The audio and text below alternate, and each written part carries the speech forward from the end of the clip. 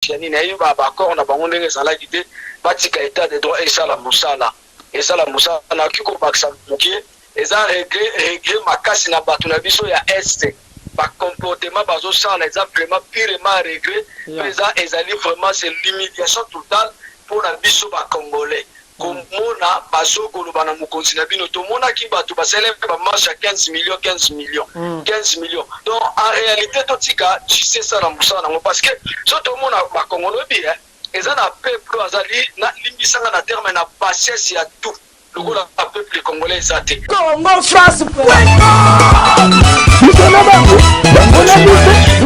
tambo mamba automatiquement Asado va bien outrage la chef de l'État. Donc nous allons demander à la justice pour interpeller Tambo Mamba. Parce que va dire naïe Asali na top Congo. Mais elle a qui c'est ça est grave devant donc président il y a Sénat au bout d'un coup peut s'habiller sur les santé mais alors il me s'appelle devant un jeune président pour la Yesika na aidé à Sika. Donc automatiquement comme on a écrit qu'on soit placé.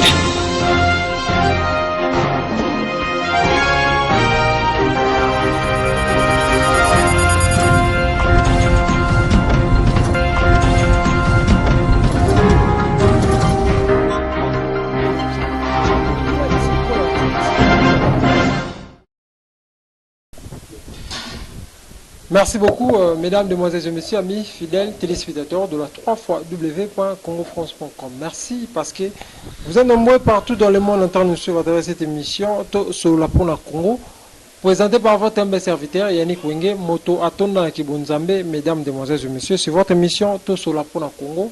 Dans la nation, Bapona Bino Congolais, dans la frère Nabino Congolais, Yannick Wenge, Moto Nabunzambe, les autres sur la Mwambe Bele. La 4e émission na biso oyo vraiment beau tenir biso rigueur nous sommes en confinement il y a auto yamba batu mususu bo sa intervention sur ligne na téléphone bo pouvez bien biso oza partout dans le monde entier on sa intervention émission na biso vous pouvez aussi nous contacter na ba numéro na biso wana okozala en direct na katia émission la biso to sur la Pona Congo. Merci beaucoup maman Del Yombo, maman Wandima, kuva na bana babwa kama ba autiste ba trisomie, maman ozo sala ba don. Malgré le confinement azo sunga batu bana babwa kama azo sangisa bango aller na bango ensemble. Fondation Bendelo, pasteur Arnaud Falanga, Fondation Bendelo la PSO mbote makasi pourquoi pas maman Miminduma, maman nakasi bonzambe en direct ya Bundes. To yamba pona bino le pasteur Michel ndeto sola naye mambo tali mboka na biso. Pasteur Michel za musala nzambe pe za congolais. To sola mambo belé o tali mboka na biso naye to sola mambo ya congrès o elinga ko sala ma o tambwe mwamba alinga ko sala congrès moko e uti ko zala nile. Par président Fachi, tu as appelé sur l'arrestation, il y a président Vital Kamere avec le pasteur Michel Moussa Lanzambe. Papa Michel, bonjour et bienvenue dans cette émission. Oui, bonjour, Ndeko, le frère Nick Yannick Wenge, bonjour. Il y a pasteur Batbaola Ndayo en direct na Congo France, bonne santé, confinement, coronavirus, marmozo gendeni. Bon, par la grâce de Dieu, nous avons besoin de contrôle, santé en bien, Angola Nzambe. Apaka to sambela nzamba salango acha kimia na mukilimo bafeke batu nyoso tu bazunga na ba occupation na bango donc nzamba assiste batu nyoso tu baza na ba hôpital baza atena ba virus nzambe aleka na opikisa bango apesa maili na ba médecin adopter bango na sagesse mo etake médecin par excellence pour permettre à traiter batu nyoso tu baza la guérir c'est ça et c'est comme ça tout ça c'est confinement. On a mais un confinement pour le domaine spirituel. Donc, tout ce qui est bon dans le domaine spirituel, on contrôle tous les domaines. Donc, c'est ça. Ok, merci beaucoup, l'homme de Dieu. Maintenant, Katia Djobou, on a tout un combattant, on a congolais, là, confinement où ils ont prolongé, il y a biso à Djobou, awa, bazo souffrir, bilo a rolé zate, bazo la makasi, le cola. On dirait moi quand ibisa neto mokile komi na suka tozo souffrir lo ka oleza te to ko sala ndenge nini bilo mabongo yo take musala nzambe wolo bani. Oui, c'est ça et loko toko lo bakaka confinement est en réalité est réel est partout. Et donc c'est na batu pas se concentrer kaka makasi. C'est vrai parce que tu vois là ezaka biso ate même ceux qui sont par bandeko bazana Europe. So na réalité le confinement ezali te le biso surtout cause en la même sorte de forme à confinement en Afrique et Europe. Mais beaucoup plus les Africains toujours soit aider beaucoup ndenge en Europe basali ba créer confinement na ba forme na bango pour na koluka ba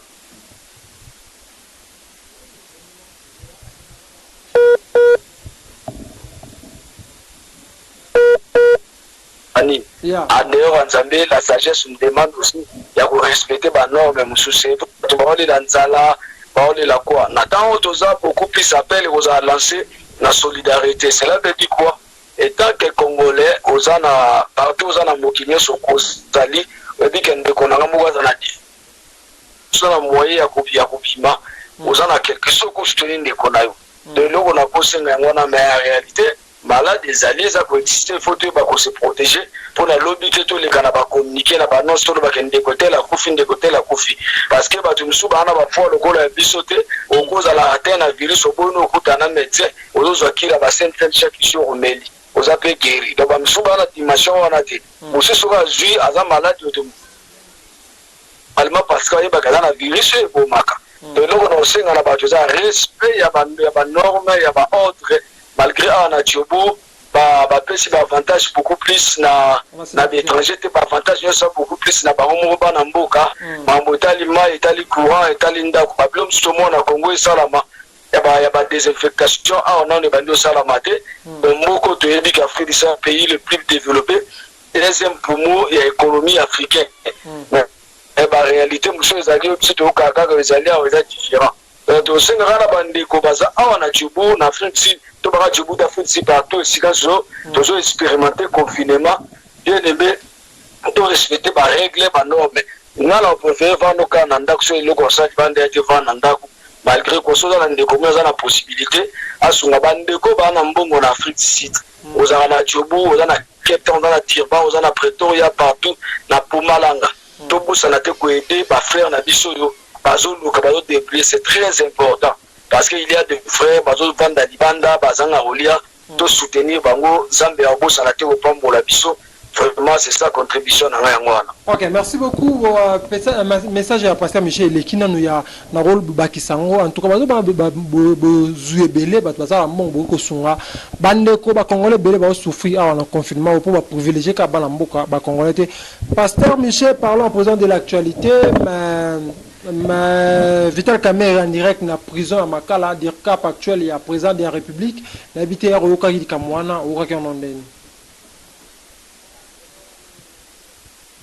Bon, tant on a eu information là, alingana kota na vérifier na landela na mona parce que daki li boso ba rumeur que ba okangae bon tant on a monya ngo tisiko to vandi to observer parce que c'est l'état des droits. Cela qui n'a besoin d'état de droit au justice à Nicolas Moutounier, surtout Moutoua Nicolas justice à Zate. Ce que tu dois vendre, tu dois observer tout à la juge, passe à la Moussa na Bango, par rapport, il y a pas de information sur Bazan en haut. En tout cas, business de vendre, tu dois observer tout à la justice à Moussa na Bango. C'est ça l'état des droits. Mais on a provoqué séparation à IDPS dans INCT parce que IDPS va fort dans les balles avec Kabouani. Non, et créer séparation, il y a pas accord, parce que n'a pas accord, le bas qui vient dans l'année de M. Bébélé, le directeur, le chef de l'État, M. Tita Kamerhe Lwakanini, l'homme, d'ailleurs, c'est un homme très beaucoup plus éloquent, sage, le bas qui est alliance, n'a pas pour nous comprendre sur l'état des droits. Donc, ce qui va le bien, c'est que, bateau va créer des divisions, par contre, il pour l'état des droits. Tant que Maramouaï pour l'état de droit, l'état de droit, tout le monde est au-dessus, il y a Mibeko. Donc, ce qui est tombé pour la Vita Kamerhe, l'Obeko tombé pour la membre de l'IDPS, l'Obeko tombé pour la Bali, à la partie de Bango, c'est tout à fait normal. Et ça, état de droit. Moi, personnellement, je suis pas Makasi pour les cas. Pourquoi? L'état de droit est bandit d'abord, il y a président de la République. Si vous avez un côté, il y a bateau, il va vendre des années, il va détruire Mboka. Et vous allez clair. Parce qu'on a comme on a clairement que le président avait dit les alliés rôle et responsabilité n'étaient pas pour fouiner sur le passé. Les gens Moussa la justice, on a monnaie capable. Dans cette étape, tous alliés, Moutounio surtout va y épiquer, tout cahier n'a pas tout dirigeant Mboka bandé les cas. Tous alliés n'a débit à état de droit qui nous déposé. Tika Nayo, ça la plainte n'a déposé déjà va revoir dossier Nayo. bakotala yango yebaka yango pe na lamuka bientôt la baboya justice ezo ya kuna donc justice ezo ya partout parce que la plupart des gens en lamuka bango nyonso bazo faire participer na 20 ans il y a souffrance à Congolais baza pe kuna na cadre et ça justement état de droit pour moi ezali nouvelle moko malamu mpona mboka na biso pe ezosokola image ya président Félix Tshisekedi ezosokola image na face ya monde na face ya monde mobimba tellement à promettre qu'il va tout état de droit l'indépendance de la justice pour nanga bato nyosu baza bato ya cash yani na yo ba accord na bango ndenge sala kité batika état de droit et ça la musala na kiko baksa mukie eza régler makasi na bato na biso ya est ba comportement bazo sala eza vraiment pirement régler eza ezali vraiment c'est l'humiliation totale pour la biso ba congolais komona bazokoloba na mokonzi na bino tomonaki bato baseleme bamarche ya 15 millions donc en réalité totika tu sais ça na mosala nango parce que so tomona bakongolo bi eza na peuple azali na limbisanga na terme na patience ya tout lokola peuple congolais eza te même satan na place avandi nzambe te satan na place avandi otala bibo est ce que bato mpenza baza mpenza bato nga na kokundisa po balonga te parce que d'abord bango moko non baza babisengi ndenge okoluka yo peuple ozosouffrir na fin fond ya province esika okere yaka chaque fois ozokombattre moto otango camere si c'est réellement les vita camere na zimbongo eloko ya liboso vita camere ayebi kocréer bacompte ebele na Grèce na wapi atikali même pas konourrir parti na ye tomona ata jour mote vita camere asali don na parti na Walungu na Bukavu na baprovince na est kuna ya biloko opesa eloko ya liboso tomona vita camera zu 30 ngombe akepesa na Rwanda apesi na Rwanda mais siko état de droit ebandi na ndako ya président siko bino bosa mutu tifala na souci mingi na président parce que bakangi na kata ndako ne muyibi donc muyibi avanda na ndako na ye ko bato est donc c'est ça un peu vraiment biso information wana to accueillir yango toza ko observer des justice musala na ye to senga na justice la musala to senga na justice la musala ba juste vous à la l'aise mutu mon côté a intimidé bino même na quand FCC même la non bosa musala à l'aise c'est ça l'on a golo. Merci beaucoup Musala Nzambe par rapport à congrès oyo Tambo Mwamba anga sala na Janine Mabunda président Assemblée nationale utuko sala annulé par la Cour constitutionnelle a évité réaction dans les années où il va dissoudre le président Fachi. Bon, selon l'idée na Hollande la analyse na la départ d'autres na gauche na droite ndé na zomo de lango congrès est causé pour nous dissoudre le président Fachi mais l'idée n'est que mabi donc constitutionnellement congrès a un problème mais l'idée n'a pas avancé mabi. L'idée n'a pas avancé mabi par rapport à quoi? Moi j'ai béni beaucoup votre frère confrère journaliste à Top Congo natanga wata chaîne à Top Congo parce que Nzambe na continent nzela na yende to découvrir carte vous a qui caché tout derrière FCC par rapport à ces congrès là. Les congrès a un problème mais idée à congrès des un problème. Parce que ba dire il y a tambour ngai moko tant on a mani polémique na continent landi ba dire na ye. J'ai suivi bien le président du Sénat à Lubiboé. Président a salaction banaye donc tambour mamba automatiquement a sali à outrage la chef de l'État. Donc nous allons demander à la justice pour interpeller tambour mamba parce que ba dire na ye a sali na Top Congo ne est là qui c'est ça est grave devant donc président il y a Sénat pour écouter à couper sa vision de santé mais alors il me s'appelle devant un jeune président pour la Yesika na idée à Sika donc automatiquement congrès wana il soit placé. Bon le groupe a décidé à suivre déjà le but que notre président il on est sur le bac qui clair pourquoi parce que le président de la République a salé l'article 85. Bon, dans la constitution de la Bible, dans le téléphone, article 85, a englobé article 119, article 200 et 200 quelques article 100, 160, 164, 165.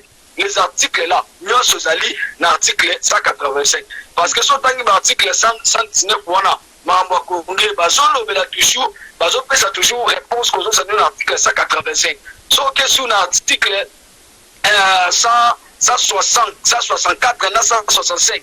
Au moins, la base, ça peut toujours l'article 185. Or, le président de la République a payé l'article 185 pour aller base. Il y a l'article avant comme on a 119, il faut qu'on a 85. Avant comme on a 164, il faut qu'on a 85. Oh, nous sommes un peuple congolais, c'est très important. C'est parce que nous avons un article, on a fait ça. Puis, dans lundi, tout le monde a prof un constitutionnaliste, un professeur en matière il y a constitution. Dans lundi, automatiquement, le président qui a raison. Mais Bango n'est pas ce président, le premier ministre, le président du Sénat, le président du Parlement. C'est que Bango qui n'a jamais commandé na kati wana. Mais yo kana bisa batumoko. Président Félix Azali mon canal au Zambie a établi pour la commission RDC. Et ça un message moko, il y a un homme de Dieu et ça la machine a changé je crois na Bénin. Aloba ki boye. Nzambe a créé et loko moko e ko arriver na parlement congolais. Nzambe ça na moko na apanza parlement wana. Apanza donc prophétiquement ngai nazo sambela toujours. Ensemble l'ensemble et continuer et se multiplier. Donc, tous les bateaux sont Chris Moko est entre présidence de la République et le Sénat. Chris Moko est pour permettre au président à dissoudre et à accès à ce plan ensemble a établi pour la RDC dans le pays. Parce que la berre et Zambé a créé et loko moko boye na Sénat. Plan ya Nzambe eza plan ya batuté. Batu ya Sénat basala ki e basali erreur. Pour nous, ils sont à tout ça mais to glorifier par rapport à l'erreur wana. Pourquoi erreur a mouké actuellement ezali président du Sénat, la président Assemblée nationale baza humilié, c'est FCC mobile humilié. Donc ba tapé à côté pour na baba ngaba ça les simité. Ezape to benda bango mato baye baraboui. Et là, on a su parler de contre président de la République et aussi Mbakate. Et aussi Mbate et aussi Mbakate. Nous avons encouragé, mais on va continuer parce que bientôt là, quand même, bientôt là, Parlement et aux saladies, le président va dissoudre. Parce que ma PC arme nous surtout. Mais nous avons commis Sanzambe pourquoi le président Félix a la sagesse Moko et Maye. Ce n'est pas le temps, il y a Goluka pour dissoudre. Ce n'est pas le temps qu'on dissoudre et ce n'est pas le temps qu'on nomme un mandataire. Il faut que la justice a détecté Mibigno surtout PDG, DG, ADG, AISO, Banan, comme Vali la poste belé à l'État.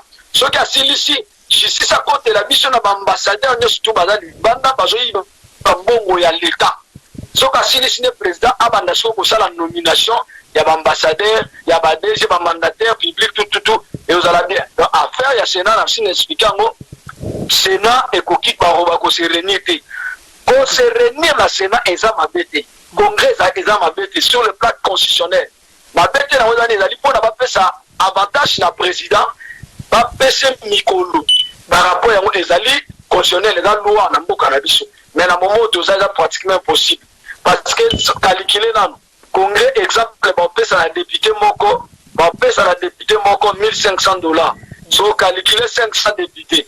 1500 fois 500. Soit ceux qui sont combien, il y a un Sénat, soit un journaliste, équipe, n'est ce que ça, la Bouana. Dans un bon mélo, on n'a pas désinfecté, soit ils n'ont pas désinfecté par les mains. Bon, combien d'imi. Tandis que le pays a besoin d'argent. On a besoin de bon, il ne faut pas que ça salaire à magistrat. Pas que ça salaire à armée là-dessus. Pas pour que ça salaire, il y a des bateaux qui vont souffrir. Même la RTNC, il y a un salaire à bien dire. Il faut que ça salaire. Salaire à l'enseignant, il ne faut pas dire ça. Il faut que les salaires, il y a besoin de bon. Donc, pour la raconte actuellement, il faut que les hâtes issues des cas parlement aillent passer. Merci beaucoup.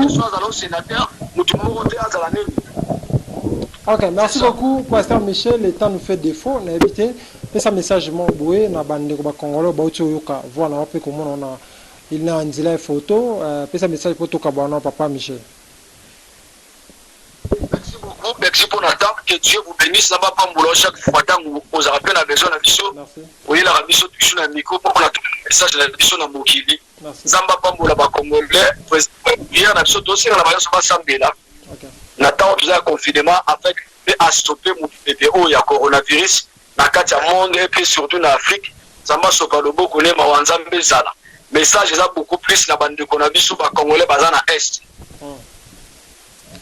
pe beaucoup plus na peuple congolais na ba précisément encore na ba kinois tozala ba conscient toyeba eloko toloba mpe na eloko tosala surtout l'opposition congolais eza na désordre ezanga opposition oyo ezanga li donc nzambe asunga apesa bango line bazala na limba yeba biloko baoloba na eloko ya wi na eloko ya non donc beaucoup plus yango wana que Dieu bénit la RDC notre cher pays nzambe apambola yo apambola Congo France apambola nyonso bosala vraiment c'est ça notre message tozala nango yango wana. Merci beaucoup, mesdames, demoiselles et messieurs, amis, fidèles téléspectateurs de la 3xW.congofrance.com. Ça n'est fini pour aujourd'hui, mesdames, demoiselles et messieurs. C'était pour moi un grand plaisir de recevoir pour vous les pasteurs Michel depuis ici à Johannesburg. Je suis votre frère congolais. Ça, c'est votre émission tout sur la pour la Congo. Tous les Congolais, ça c'est les émission où il y a un numéro la biso, quotidien biso contact pour intervenir par rapport à un moment de confinement où il y a reçu la mesdames, demoiselles et messieurs. Merci beaucoup la bosse. Je suis dit pour maman Delio Mandima revoir la bois comme Baptiste Batrizomie Fondation Bendelo. Hein? Pasteur Arnaud Falanga, mon président Fondation Bendelo Maramouki Toko. Merci beaucoup encore la maman Mindouma. Merci beaucoup à tout le monde qui a suivi cette émission. C'est lui qui tout court derrière la caméra. Merci beaucoup à l'artiste qui a assisté. Merci beaucoup à tout le monde. Bisso. Elongo, Daniela, merci beaucoup à moi Pierre, merci beaucoup à Benilange, merci beaucoup à Frère Pacifique, merci beaucoup à tout le monde qui a suivi cette émission. D'ici là, portez-vous bien avec l'espoir de vous retrouver au prochain numéro. Ciao.